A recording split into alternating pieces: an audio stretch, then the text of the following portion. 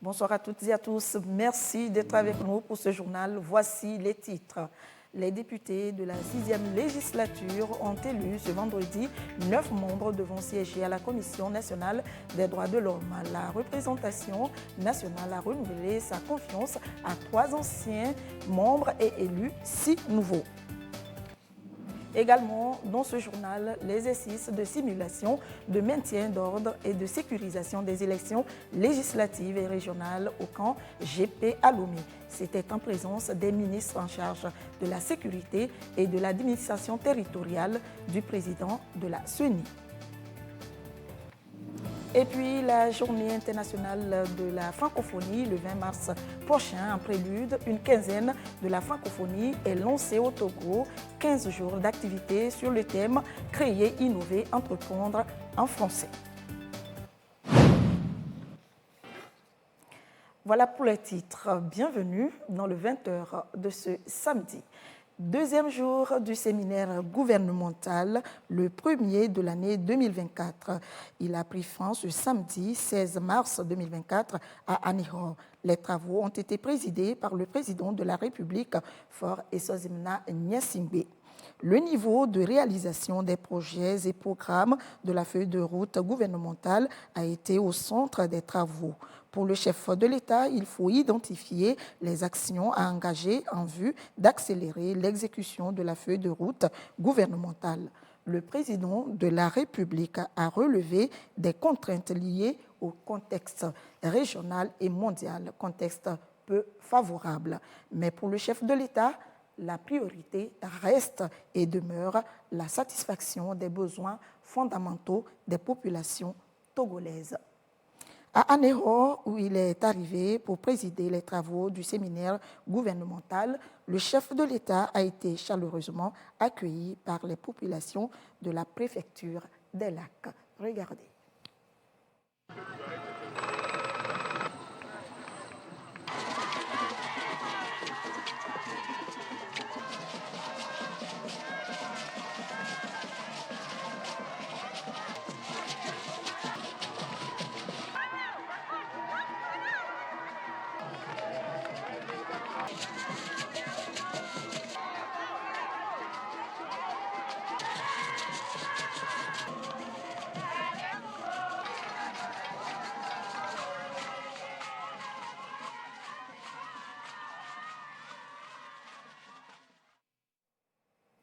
Les députés ont élu ce vendredi 9 nouveaux membres de la CNDH, la Commission nationale des droits de l'homme. Les représentants du peuple ont renouvelé leur confiance à 3 anciens membres de cette institution de la République et élu 6 nouveaux membres pour un mandat de 3 ans. La séance de vote a été dirigée par la présidente de l'Assemblée nationale, Yawadi Bodi Tchegan. Edem Sousoupo, en savoir plus. Les parlementaires ont renouvelé leur confiance à 3 membres. 6 nouveaux font leur entrée au sein de la Commission nationale des droits de l'homme, CNDH. C'est à la suite d'un vote qui s'est déroulé sous la direction de la présidente de l'Assemblée nationale, Yawa Digbori Tchegan, conformément à la loi organique portant composition, organisation et fonctionnement de la CNDH. Les 9 membres élus, dont au moins 4 personnalités de chaque sexe, ont des compétences avérées dans les 5 domaines ciblés. Il s'agit du domaine de droit et justice, des sciences humaines, de la santé, de défense des droits de l'homme et de la protection de l'environnement. Ce jour, 15 mars 2024, l'Assemblée nationale fonctionna comme un corps électoral conformément aux dispositions de l'article 31 du règlement intérieur, a procédé à l'élection des membres de la Commission nationale des droits de l'homme, CNDH, dont les noms suivent par domaine. Domaine protection de l'environnement. Monsieur Kolani Nakodjoua. Domaine santé. Monsieur Adjodi Anabadedi. Domaine droit et justice. Madame Atisso Afi. Monsieur Kodjo Nyambi Garba. Domaine sciences humaines. Madame Aïssa Assi Tembe Achira Irène, domaine défense des droits de l'homme. Madame Azambo Badabossia, Madame Bouraïma Adjidatou, Monsieur Kadja Abalodjam, Monsieur Sanvi Orini Kwao Didi. Nous voyons clairement que dans cette liste, chaque sexe a été représenté, dont 4 femmes sur les 9 membres. Nous adressons donc, au nom de l'Assemblée nationale, toutes nos félicitations aux personnalités élues de la CNDH. Ce vote, à en croire le ministre chargé des relations avec les institutions de la République, est à n'en point douter intervenu au moment opportun, pendant que le pays se prépare à organiser des élections législatives et régionales le 20 avril prochain. Le gouvernement a saisi la représentation nationale aux fins de procéder au renouvellement des membres de la Commission nationale des droits de l'homme dont le mandat est arrivé à échéance. Le renouvellement intervenu aujourd'hui, à l'issue de cette élection, constitue un impératif qui vient insuffler une nouvelle vie et un acte capital de consolidation de l'état de droit et de la démocratie dans notre pays. L'élection de ce jour, qui reconstitue cette institution de la vie démocratique de notre pays, est un beau présage de la transparence et de l'inclusivité des prochaines élections législatives et régionales. Les 9 membres vont œuvrer pour la promotion et la protection des droits de l'homme, la protection des défenseurs des droits de l'homme et la prévention de la torture et d'autres formes de traitement cruel, inhumain ou dégradant, surtout dans les lieux de privation de liberté ou tout autre lieu qu'ils auront identifié. Les membres élus seront nommés par décret du président de la République sur le rapport du ministre en charge des relations avec les institutions de la République. Leur mandat est de 3 ans, renouvelable une seule fois. Ils ont l'obligation et l'impérieux devoir, entre autres, de traiter les requêtes individuelles et collectives des citoyens sur les cas de violation des droits de l'homme, de procéder à la vérification de toute allégation de violation des droits de l'homme, d'examiner et de recommander aux autorités compétentes toute proposition de test ayant trait aux droits de l'homme. Passons maintenant à l'exercice de simulation, de maintien d'ordre et de sécurisation des élections législatives et régionales des forces de sécurité ce matin au camp GP à Lomé. C'est la dernière vague de 3279 agents qui sont testés dans le cadre de cet exercice de synthèse sur le respect des droits humains, les premiers secours et le cadre légal de la FOSLER. C'est pour rendre opérationnelles les forces de sécurité afin de garantir des élections apaisées. C'était en présence des ministres en charge de la sécurité et de l'administration territoriale et du président de la CENI. Compte rendu, Arnold Kiliou, voix Sandra Aziabé. Dans ce centre de bureau de vote baptisé Lima, tout le dispositif était là pour assurer le bon déroulement du scrutin. À l'ouverture, des consignes ont été rappelées, priorité aux personnes âgées et vulnérables. Quelques minutes après, certains individus s'introduisent de force dans les bureaux de vote. Les éléments de la force sécurité élections législatives et régionales, FOSLER, interviennent pour rétablir l'ordre.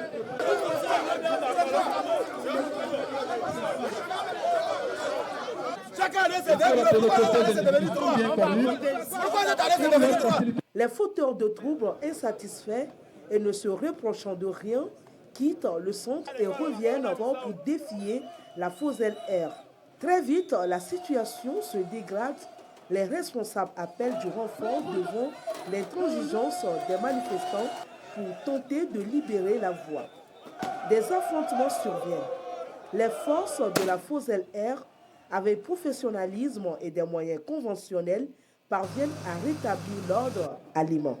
Un scénario conçu pour familiariser la FOSLER à toutes les éventualités de maintien d'ordre afin de garantir des élections apaisées et sans violence. Ils sont plus de 3000 policiers et gendarmes à avoir été formés durant les 3 derniers jours et que tout a commencé avec des cours théoriques et pratiques sur le respect des droits humains, les premiers secours et le cadre légal d'intervention de la force sécurité et élections législatives régionales 2024. Durant les 3 jours, nous avons planché sur ces 3 aspects et à l'issue, nous avons déroulé ce matin un exercice synthèse. Il était question dans l'exercice synthèse d'un trouble survenu dans un bureau de vote. Le détachement présent là-bas est intervenu pour évacuer les fauteurs de troubles et les a éloignés du centre de vote. La FOSEL R, désormais opérationnelle, après ses formations et recyclages, va être mobilisée pour assurer la sécurisation des lieux de meeting des candidats, des matériels et infrastructures électoraux et des partis politiques. Le ministre en charge de la sécurité et de la protection civile, Caliste Madjoulba, a invité les forces à faire preuve de vigilance constante, d'entretenir de bonnes relations de confiance et de proximité avec les populations dans leurs lieux de déploiement. Ces élections sont organisées dans un contexte particulier. Je voudrais saisir cette occasion d'aujourd'hui pour remercier sincèrement le président de la République, son Excellence Faure Gnassingbé Gnassingbé, qui nous a mis tous les moyens à disposition pour que ces élections puissent se passer dans de très bonnes conditions. Je vous invite à plus de retenue et à mener le travail qu'on va vous demander dans de très bonnes conditions, à ne pas répondre aux provocations. Et c'est l'occasion pour moi d'inviter aussi les partis politiques à éviter toute provocation qui peut être source de problèmes. Toute intervention de la FOSEL R doit se dérouler selon le ministre dans le respect des droits humains. La réussite de cette mission dépendra également des comportements individuels de tous les acteurs impliqués dans le processus électoral. Tout autre chose, la séance de sensibilisation sur les exigences de la norme relative à la certification des produits, procédés et services. Cette rencontre est organisée par la Haute Autorité de la qualité et de l'environnement pour donner aux acteurs concernés les compétences nécessaires afin de mieux se positionner sur le marché international. Et justement, l'un des obstacles que rencontrent les TPME togolaises, les coopératives agricoles, agroalimentaires et de transformation dans l'accès au marché reste le non-respect pour la plupart des entreprises des exigences de conformité aux normes, ce qui réduit leurs chances d'accès au marché international. Alors, comment certifier son produit ou service et quels sont les avantages que peut en tirer un opérateur économique? Éléments de réponse dans ce dossier de Kossi Ali et Isaka Aruna. La certification, c'est une attestation délivrée par une tierce personne pour attester la conformité d'un processus ou d'un service, entre autres, aux normes établies de qualité. Son obtention est rigoureusement soumise à un processus à observer par l'entreprise demandeuse.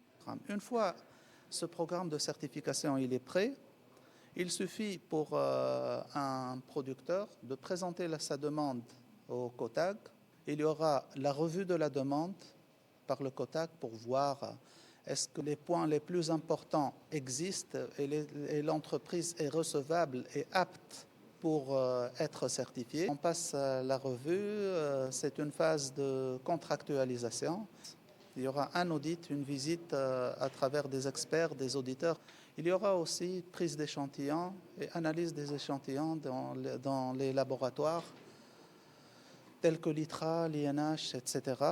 Donc, si les résultats d'audit sont bons et les résultats d'analyse sont bons, la société elle obtient le certificat suite à une décision d'un comité de certification. Très exigeante, la certification procure plusieurs avantages à l'entreprise, notamment en termes de notoriété avec des retombées économiques. En obtenant la certification, en mettant le label, le logo de la certification sur mes produits, donne confiance aux consommateurs En déclarant que je suis certifié, cela facilite d'une part l'écoulement de mon produit sur le marché, d'autre part de dépasser certains obstacles techniques qui font que j'ai très souvent des difficultés à exporter mes produits à l'étranger. Le marché international est désormais une opportunité pour les entreprises togolaises. Leur inscription dans la démarche de qualité et de conformité reste un avantage pour leur compétitivité, notamment au sein de la ZLECAf, de l'AGOA et tant d'autres cadres. Des maraîchers de la commune Tonne 2 travaillent eux aussi à rentabiliser un peu plus leurs activités. Ils suivent à cet effet une formation sur les techniques de maraîchage bio associées à l'élevage des poules locales. Rencontre à l'initiative du Centre de recherche, d'études et de formation au service du développement. Yatara Tema. Une quarantaine de maraîchers à l'école de l'agriculture bio. De nouvelles pratiques culturelles sur ce site autour du barrage de Talona à Naki Ouest. Il y a des producteurs valeureux. Ils ont presque 12 sur 12, ils sont en activité. Mais ce qu'on a constaté, c'est qu'il y a utilisation à outrance des produits chimiques. Pour limiter les dégâts, on a pensé que, au moins ceux qui sont autour du barrage, qu'on leur donne des notions sur l'impact de ce qu'ils font sur la population. Donc, raison pour laquelle on a choisi cette localité. Théorique et pratique à la fois, sous la supervision des formateurs. La formation est à l'actif du Centre de recherche, d'études et de formation au service du développement, CREFORSAID, avec l'appui financier du Fonds national d'apprentissage, de formation et de perfectionnement professionnel, FNAFPP.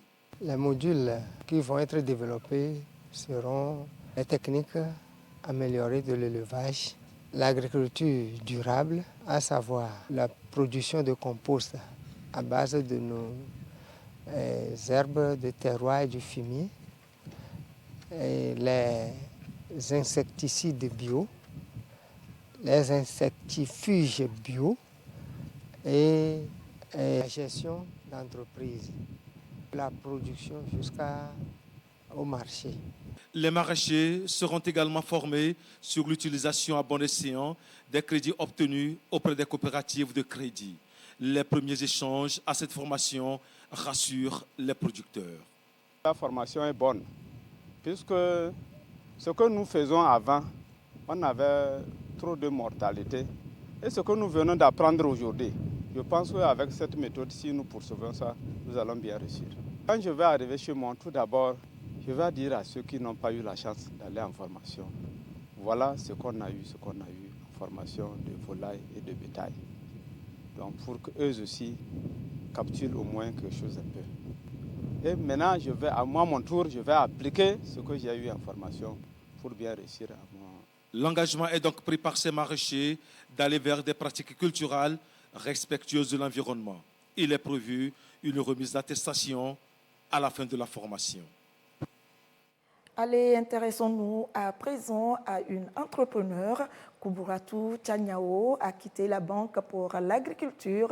Les débuts n'ont pas été du tout faciles pour elle, mais son dévouement a fini par payer. Koubouratou a su tirer son épingle du jeu et comment elle nous raconte son parcours dans ce dossier réalisé par Edwige Atapa-Bassabi et présenté par Esther Laclé. Nous sommes à Amouzou-Kopé, à quelques kilomètres de la ville de Lomé. Ici, nous retrouvons Koubouratou, autrefois banquière dans une institution financière de la place. Mais aujourd'hui, elle a tout abandonné pour développer son amour pour la terre. Et c'est sur cet espace de 6 hectares qu'elle cultive de l'ananas local. On est acteur ou actrice en développement. Il faut prêter main forte et l'écoute active aussi au changement structurel. Chaque pays a des avantages compétitifs et on parle toujours de l'agriculture à l'échelle nationale et à l'échelle internationale. Et c'est dans le souci de l'autosuffisance alimentaire que je me suis lancée dans l'agriculture et sur le plan international, ici mon pays. Une fois dans son nouveau monde professionnel, Koubouratou n'hésite pas à mettre la main à la pâte pour faire évoluer le travail et surtout montrer le bon exemple. Dévouée, la chef d'entreprise ne laisse aucun détail. Pour elle, le bon résultat est son leitmotiv. On fait le maïs avec des femmes en groupement sur 400 hectares. Déjà, quand vous prenez l'ananas, on peut transformer ça en jus et en boisson locale au lieu de faire face à l'importation et peut-être l'exportation de ces ananas séchés. Pour le maïs, une fois que l'indice de la consommation nationale est connu, on peut exporter le reste et pour faire profiter au Togo de la production intérieure brute. Team manager d'influence, Koubouratou s'est entouré de collaborateurs compétents qui se dévouent au quotidien à la réussite de l'initiative. Fo Kwame et Fodo admirent sa détermination à avancer. On a donc demi nyere et vana gameji. Nen ko mi biya e konenemi de gameji quoi. Kanu ma into va gananu o ya tsolu me va gananu ha be a de va gle ko la odoe. Elle se débrouille très bien sur le terrain, ce qui n'est pas évident, surtout comment gérer la famille et tout, mais tout le temps elle est là avec nous sur le terrain, elle se bat. De la banque, Koubouratou s'est retrouvée au champ. Elle a également créé une association qui sensibilise les groupements de femmes sur l'agriculture et leur montre leurs meilleures pratiques dans le domaine, l'autonomisation de la femme. À noter que le Programme alimentaire mondial vient de remettre un lot de vivres au ministère de l'Action sociale, vivres destinés aux déplacés internes, réfugiés, communautés hautes dans la région des Savanes. Yatara Tem. 959 tonnes de vivres. Le don est destiné aux ménages vulnérables de la région des Savanes. C'est une assistance du Programme alimentaire mondial des Nations Unies, PAM. Ce don cible, ce sont 3 440 personnes, soit 12 688 ménages, des réfugiés, des déplacés internes et les communautés hautes. Les femmes enceintes, allaitantes et les enfants de moins de 2 ans sont privilégiés. Nous sommes très contents parce qu'il y a vraiment un peu longtemps qu'on n'a pas reçu des vivres comme ça. Et c'est quelque chose qu'on attendait. Et sachez que nous sommes dans le mois de carême, on a beaucoup besoin de vivre. Toute sincérité, d'abord, nous remercions notre président, Faure Gnassingbé, pour tous les efforts. Depuis que nous sommes là, il y a 2 ans et quelques maintenant. En tout cas, il ne manque pas chaque fois de venir nous assister et envoyer des vivres vers nous. Au nom du gouvernement, le directeur de cabinet du ministère de l'Action sociale et de la promotion de la femme a exprimé sa gratitude au PAM pour ses innombrables actions de bienfaisance en faveur des populations déplacées et vulnérables. Depuis que cette crise est survenue dans notre pays, le chef de l'État a pris toutes les mesures pour non seulement sécuriser la région de la Savane et tout le pays, mais aussi apporter des réponses adéquates, des réponses appropriées aux divers besoins de ces populations. Nous prions que la sécurité, la paix, la cohésion sociale, que le chef de l'État mette tous les moyens pour préserver, qu'elle soit maintenue pour le bonheur des populations. L'identification et l'enregistrement des bénéficiaires ont été assurés par le PURS en coordination avec différents ministères et le HCR. Le but, c'est de permettre que l'aide parvienne directement à ceux qui en ont réellement besoin. Les activités au programme de la Journée internationale des droits des femmes se poursuivent. Les femmes en situation de handicap ont organisé à leur tour une causerie débat sur la participation des femmes handicapées aux affaires politiques. Elia Gbanyadaou. Depuis 3 mois, les femmes handicapées expriment leur solidarité au sein du Forum international des femmes handicapées, FIFEP. Selon le rapport des Nations Unies sur le handicap, elles sont peu visibles et encore marginalisées. Il est temps, selon elles, de saisir les opportunités existantes au niveau national pour faire valoir leurs compétences. La Journée des droits de la femme leur donne l'occasion d'échanger sur leur participation aux affaires politiques. Nous voudrions que les partis politiques en leur sein décident qu'à partir de maintenant, la caution des femmes qui est réduite à moitié, que cette caution soit encore réduite pour les femmes handicapées afin qu'elles puissent participer au même titre que les autres femmes. Si les bâtiments ne sont pas accessibles, elles voudraient bien aller participer à leurs activités, mais elles ne pourront pas y aller. Si les documents ne sont pas traduits en braille, par exemple, elles ne pourront pas comprendre le contenu de leurs documents. Donc c'est des choses que nous voulons que les partis politiques reviennent pour que nous, les femmes handicapées également, nous puissions nous associer à tous ceux qui sont là pour participer à la vie de notre pays. La méconnaissance de leurs droits est identifiée comme un défi à relever. Le Togo a ratifié des conventions qui prennent en compte des questions liées au genre, le handicap et leur inclusion, des thématiques inscrites au rang des priorités. Cette célébration est donc un appel à plus d'engagement et d'audace pour se faire représenter dans les sphères décisionnelles. C'est parti pour la quinzaine de la francophonie, 15 jours d'activité sur le thème « Créer, innover, entreprendre » en français. Et c'est dans le contexte de la Journée internationale de la francophonie, le 20 mars prochain. Abidé Nyassimbi.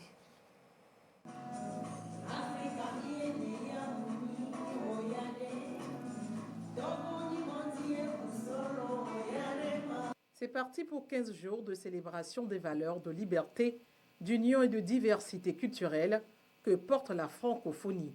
Un événement, une tradition, interrompue pendant plus de 3 ans pour cause de la Covid-19.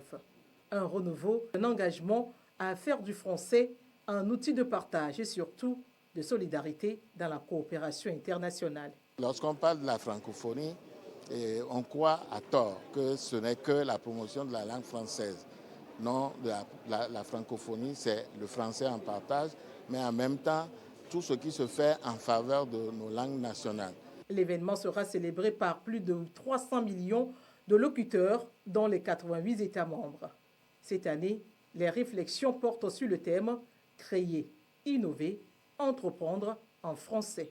En retenant ce thème, l'OIF a souhaité inviter les populations à saisir les multiples opportunités et valoriser le dynamisme de l'espace francophone pour un développement plus inclusif, porteur de croissance, notamment pour les jeunes et les femmes.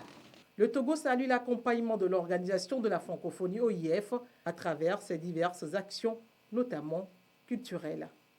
Notre pays a régulièrement bénéficié de l'appui de l'OIF qui s'est intensifié ces dernières années. Aussi, la présente célébration nous donne-t-elle l'occasion de faire un point de la riche coopération entre le Togo et l'Organisation internationale de la francophonie.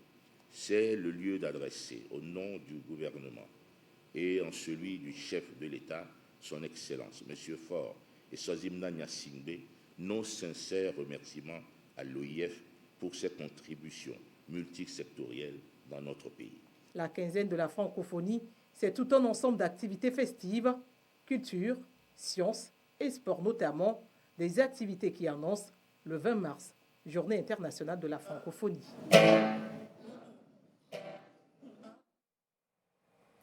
Le Festival des Lucioles Bleues qui fait également son retour après 4 ans d'interruption due à la Covid-19. Cette 14e édition du Festival Fil Bleu revient avec de nouvelles perspectives d'art et de culture, une campagne de lecture.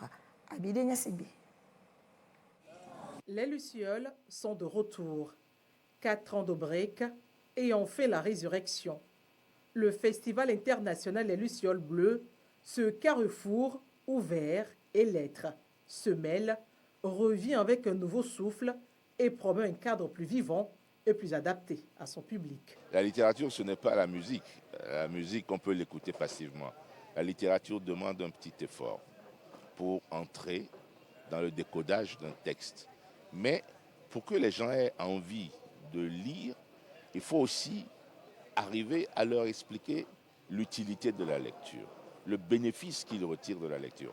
C'est peut-être ça que nous n'avions pas réussi le long de ces 14 éditions et qui nous a poussé à nous dire, et si on revenait avec un nouveau concept? Le festival serait l'occasion, chaque année, d'organiser une campagne de lecture. Même s'il a été épique ce renouveau, le Fil Bleu se veut promoteur et convainc les auteurs. Cette 14e édition du festival Les Lucioles Bleues, d'abord sont les bienvenus et permettent en fait de reconnecter le public, les lecteurs et les écrivains aux activités littéraires. Les jeunes auteurs rencontraient des personnes qui publiaient avant même leur naissance, parce que moi, mon premier roman est sorti il y a 36 ans. Il y a donc des écrivains qui sont plus jeunes que mon premier livre. rencontrer des anciens, donc être dans cette continuité de génération, mais une transmission. On a quand même des conseils à donner aux jeunes, dont le premier, le plus important, l'unique, on ne devient pas écrivain parce qu'on a envie d'écrire, on devient écrivain parce qu'on est habité par des grands livres qu'on a lus. Le lancement de ce festival fut récréatif. Éditeurs, auteurs, partenaires se sont retrouvés autour d'un concert du slammer Enyama, un créateur polyvalent exprimant son art en en mêlant paroles et musique. Son dada, le jazz.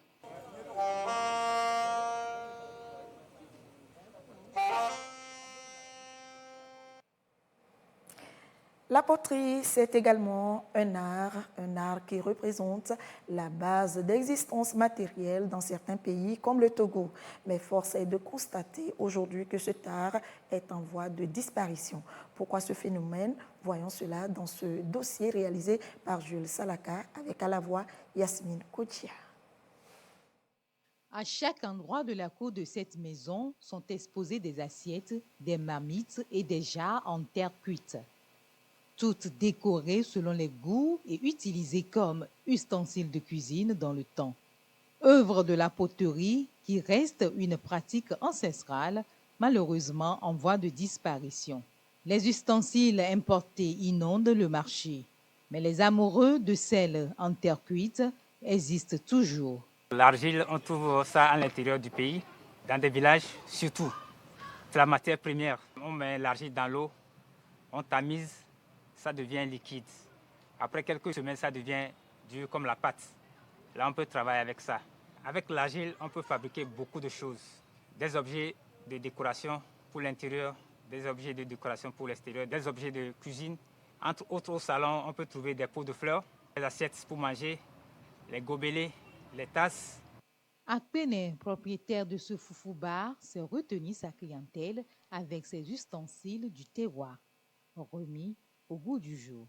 Elle n'est pas la seule à garder l'habitude de la maison. Lorsqu'on a dégusté et tout, on voit que c'est extraordinaire, l'assiette est confortable. Ça m'a encore plus excitée à voir le goût, bien à voir ce qui se cachait en fait. Ça fait vraiment plaisir de manger dans ces potelets, ces genres d'assiettes. Et ça au moins, c'est que c'est notre terre. Donc ça nous procure beaucoup de bien de choses. Préserver les pratiques ancestrales en privilégiant les ustensiles de cuisine reste le leitmotiv d'Akpene.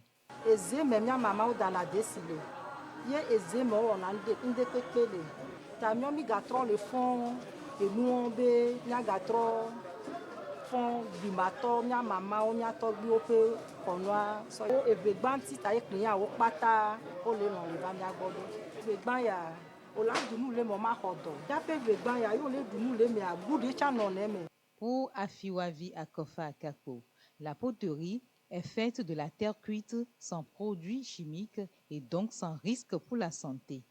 Elle en fait son gagne-pain. Elle veut vulgariser son commerce afin d'amener tout le monde à utiliser ses chefs-d'œuvre artisanaux. Manger dans des assiettes comme ça, non seulement un privilège, mais c'est pour la santé aussi. Tout le monde veut manger dans des assiettes en terre cuite, préparer dans des marmites et boire dans des verres en terre cuite. Ils ont commencé par comprendre le bienfait de manger dans la terre cuite. Les gens, ils se demandent, est-ce que ça ne va pas vite se casser? L'utilisation de la poterie, un riche patrimoine à conserver à tout prix. Les adopter dans l'art culinaire, c'est contribuer à la promotion du consommé local. Bonne nouvelle pour la jeunesse de la préfecture de Vaud. Elle dispose désormais d'un incubateur. Cet incubateur a été présenté officiellement ce samedi. Le projet va consister à initier la jeunesse en informatique, lui permettant de maîtriser l'outil incontournable dans leur vie. C'est une réalisation de la section Unir Vaud avec l'appui de Madame le Premier ministre Victoire Tomega Dobé Isakaruna. Toucher, manier l'ordinateur ou faire des recherches sur Internet, rien ne sera plus une vue de l'esprit, mais une réalité pour les jeunes de la préfecture de Vaud. Avec le projet incubateur qui a pris forme ici, au siège du parti Union pour la République Unie, Chaque jeune pourra désormais s'initier à l'outil informatique et se faire accompagner sur son projet. Pour les élèves, c'est 2 jours dans la semaine, gratuitement. Ils seront formés les mercredis après-midi et la journée de samedi. Pour les jeunes déscolarisés ou les jeunes qui ne vont plus à l'école et qui ont besoin de ce renforcement de capacité, ils seront formés 3 jours dans la semaine. Ce qui est des projets, nous aurons des coachs qui seront présents 1 jour dans la semaine, qui pourront recevoir les jeunes, les accompagner, travailler sur leurs projets, les orienter pour que ces derniers puissent mieux porter leurs projets. L'essentiel, c'est que tous ces jeunes qui viennent soient suffisamment outillés pour pouvoir affronter le monde professionnel. Un des premiers à s'essayer à cet outil, Magloire en est très heureux. C'est une occasion pour moi parce que je n'ai jamais touché à l'ordinateur. Avant, on faisait ça aux gens, c'est à payer quoi. Et aujourd'hui, on fait ça gratuitement. Donc, nos remerciements au chef de l'État. Une joie que UNIRVO entend faire vivre à la jeunesse sans exclusion. Le secrétaire préfectoral a exhorté ces jeunes au comportement responsable. Pas qu'ils se laissent manipuler pour créer de la violence, ce qui serait contre-productif pour eux. Il est important qu'ils comprennent que cet outil va les porter, cet outil va être un élément qui fera la différence dans le monde professionnel. Et donc, qu'ils se concentrent là-dessus, qu'ils prennent cela au sérieux pour pouvoir profiter de cette occasion que leur offre le distingué militant de notre grand parti. La formation sera sanctionnée par une attestation. UNIRVO apporte ainsi sa contribution à la réduction de la fracture numérique de la population, conformément à la vision du chef de l'État, Faure Essozimna Gnassingbé, président national du parti. Deuxième jour du séminaire gouvernemental, le premier de l'année 2024. Il a pris fin ce samedi 16 mars 2024 à Aného. Les travaux ont été présidés par le président de la République, Faure Essozimna Gnassingbé. Le communiqué sanctionnant les travaux avec le ministre de la Communication et des Médias, porte-parole du gouvernement, Yawa Kuigan. Communiqué du séminaire gouvernemental des 15 et 16 mars 2024. Le président de la République, son Excellence M. Faure Essozimna Gnassingbé, a présidé le premier séminaire gouvernemental de l'année 2024, ouvert le vendredi 15 mars 2024 à Aného. Le fil conducteur de ce séminaire gouvernemental est accélérer la mise en œuvre de la feuille de route 2025, le nécessaire lien entre la vision présidentielle, l'action gouvernementale et le quotidien des Togolais. En effet, dans son adresse introductive, le chef de l'État a rappelé la nécessité d'actionner dans tous les secteurs les leviers d'accélération des différents projets pour atteindre les objectifs de la feuille de route en général et surtout pour s'assurer d'apporter des réponses concrètes aux attentes de nos compatriotes et d'avoir un impact réel sur le bien-être des populations. Durant ces 2 jours, plusieurs présentations et exposés ont permis à l'équipe gouvernementale, accompagnée par des experts, de faire un bilan des réalisations de la feuille de route 2020-2025.